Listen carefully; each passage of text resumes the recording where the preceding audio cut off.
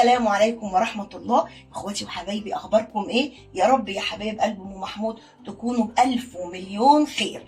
النهارده باذن الله طبعا ولادنا كلهم عندهم امتحانات، فعايزين نعمل لهم حاجه كده مفيده ومغذيه وتشجعهم كده اثناء المذاكره كده، ويا رب ينجحهم لينا كلهم جميعا باذن الله. فهنسمي بسم الله بقى. قلت النهارده هنعمل ايه؟ قلت النهارده هنعمل الزبادو، لان انا اولادي بيحبوه وانا بشتريه من بره بيبقى غالي جدا. طب ما انا اعمله في البيت برضو، يعني هكلف برضو، يعني مش هعمل حاجه كده، لا هكلف برضو، بس مش هتبقى التكلفه بتاعت بره. اللي هيختلف بقى ان الطعم بتاعه هيبقى احلى باذن الله. هسمي بسم الله ونقول بقى المكونات اللي عندنا ايه. انا عندي هنا نص كيلو فراوله، جبتها وغسلتها جدا، وطبعا دي الفاكهه موجوده دلوقتي في السوق الفراوله كتير، ويا ريت نخزن منها، قيمتها الغذائيه عاليه جدا ومفيده جدا وهتعجب ولادنا باذن الله. الطعم بتاعها بصراحه حكايه. طب هتحطي بقى مع الزبادو ايه يا ام محمود؟ انا عندي هنا علبتين زبادي جهينه، عندي كمان قدهم بالظبط كوبايتين لبن، وهحط عليهم بقى كده معلقتين عسل. هنخلي القيمه الغذائيه بتاعتهم احلى واطعم عن ما نحط سكر، بتدي قيمه غذائيه عاليه جدا بالذات عشان تنشط ولادنا عشان المذاكره. طب عشان نضيع طعم الزبادي واللبن شويه هنضحك عليهم ونحط لهم ورقه فانيليا، هتودي الزبادو في حته ثانيه خالص. يلا نسمي بسم الله ونقول هنعمل ايه. نسمي بقى بسم الله كده ونحط الفراوله بقى. سمي بسم الله. ادي اول كوبايه لبن، حط الكوبايه كمان الثانيه، وابدا احط بقى كده الزبادي. احط بقى كده الزبادي، واحط بقى كمان كده العلبه الثانيه، واحط بقى معاهم ورقه الفانيليا، بتدي ريحه حلوه قوي. ورقه واحده بس، هي كمان ما فيهاش كتير يعني. واحط بقى معلقتين حلوين كده، طبعا المعلقه دي صغيره، فانا ايه بمقدار بالظبط ان انا لو حطيت معلقه كبيره هتبقى معلقتين كبار. اتفقنا كده عشان دي معلقه صغيره كده بالظبط، يا اما 4 معالق صغيرين او معلقتين كبار.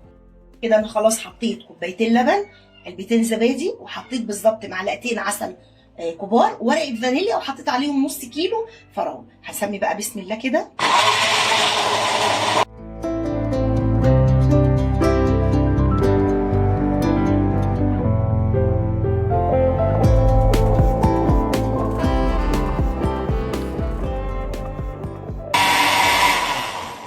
قلب ام محمود كده تمام قوي. ايه رايكم بقى في الجمال بتاعنا؟ عايزين بقى ندلع الزبادو بتاعنا. هنمسك كده ونسمي بسم الله، نعمل يعني اي شكل عشوائي كده.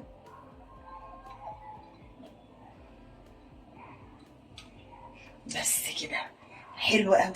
نكمل التاني برضو، شكل برضو اي شكل كده، بس هيدي شكل حلو قوي، وزي ما اتفقنا هيشجعهم على المذاكره. مش عارفين نعمل ايه اكتر من كده عشان عيالنا يذاكروا. ايه رايكم في الجمال بقى ده؟ بصوا احنا كده مش تقليديين، مش عايزين نبقى تقليديين، مش احنا عايزين تملي نبقى مختلفين. ايه رايكم بقى في الجمال؟ احنا بنلاقي كوبايه بره كده، يلا نسمي بسم الله. يا خرابي على الجمال، واو.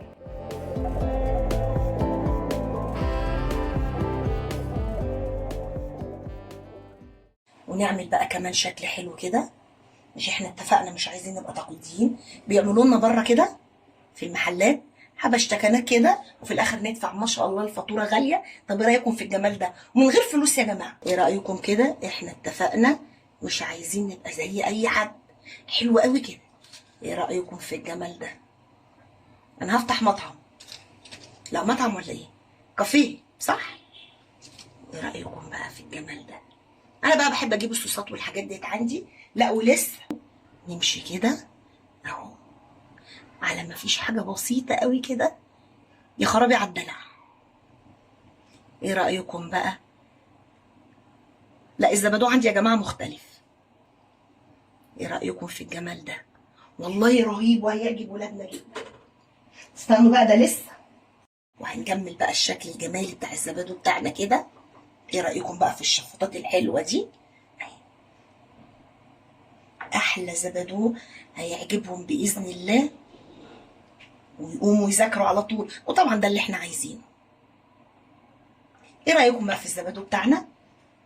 بذمتكم مش التكلفه بتاعته ارخص مليون مره من بره؟ تخيلوا بقى لو احنا رحنا كده وشربنا شويه الزبادو الحلوين دولت من بره، اتفرجوا بقى سعرها دي هيبقى كام. طب وليه؟ ما احنا بنعمل كل حاجه حلوه ايه بتمنى يا رب ان هو يعجبكم يا حبايبي، وباذن الله في الصيف هنعمل حاجات حلوه جدا هتعجبنا وتعجب ولادنا، خاصه ان هم الفتره دي ايام امتحانات، عايزين نعمل حاجات حلوه كده، وباذن الله هعملها مع حبايبي واخواتي، واسيبكم يا حبايب قلبي في رعايه الله. وقبل ما انهي الفيديو بقى، فين اللايكات الحلوه والكومنتات الجميله اللي بتخلي قلب ام محمود كده يا خرابي بيبقى فرحان، مش قادره اقول لكم يا ولاد، انا منتظره الكومنتات بتاعتكم. اسيبكم يا حبايب قلبي في رعايه الله، والسلام عليكم ورحمه الله.